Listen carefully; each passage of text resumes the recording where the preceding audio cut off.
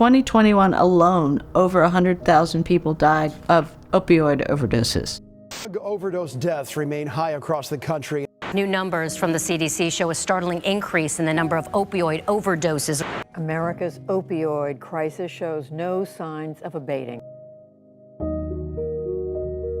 As I looked into the causes of these deaths, I started realizing that there was a tremendous amount of hopelessness, i.e. despair. People that have hope live longer, they do better in working life, they invest in their futures when they're young, in education, they avoid risky health behaviors. People in despair don't really know whether they want to live or die. In the UK and the US, you can see increasingly polarized, divided society. We need something that brings us back together. For me, it's always been well-being. There's so much more to life than just thinking about incomes and GDP. It matters not just to their longevity and the kinds of lives they lead, but it matters more broadly. It matters to our civil society, to our democracy. People in despair, for example, are much more vulnerable to fake news. We need to think about mental health issues. We need to think about relationships. We need to think about good jobs, not just jobs. For the first part of the Deaths of Despair episode till about 2015, it was primarily middle-aged, low-income whites who were dying of these deaths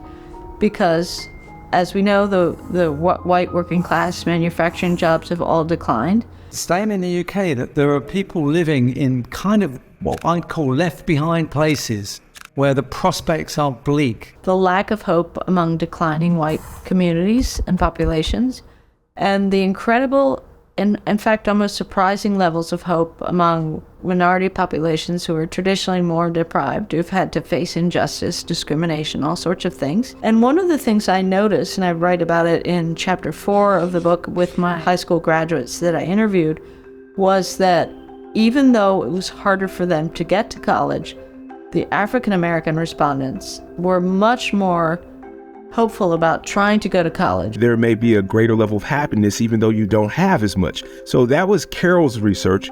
And what I was doing was basically being a practitioner on the ground, literally establishing hope houses, which were community homes built by students for students who would be homeless.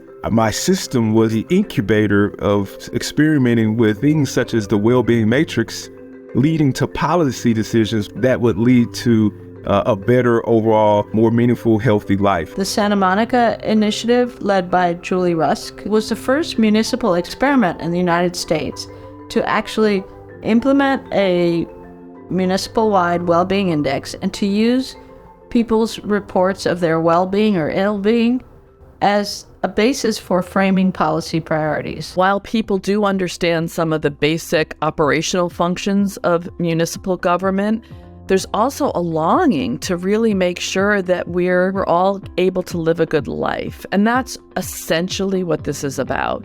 It's using data and knowledge and practices and embedding that in how we operate our governance systems. When you want to understand how successful someone's life is, you don't just measure their income and, how many cars are outside and all that sort of thing.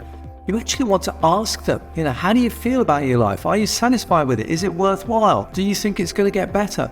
That, to me, brought me to the idea of well-being as a success measure, and for governments to think about the level of well-being in their society and reducing inequalities in that well-being. That should be their success measure. You have hope, no matter how low things may be. You hang on to the possibility that tomorrow is going to be a better day, or I will get to a person that helps me to get out of this situation or to get into a new situation. And so hope is tremendously important. It's the one thing that keeps people fighting and pressing on.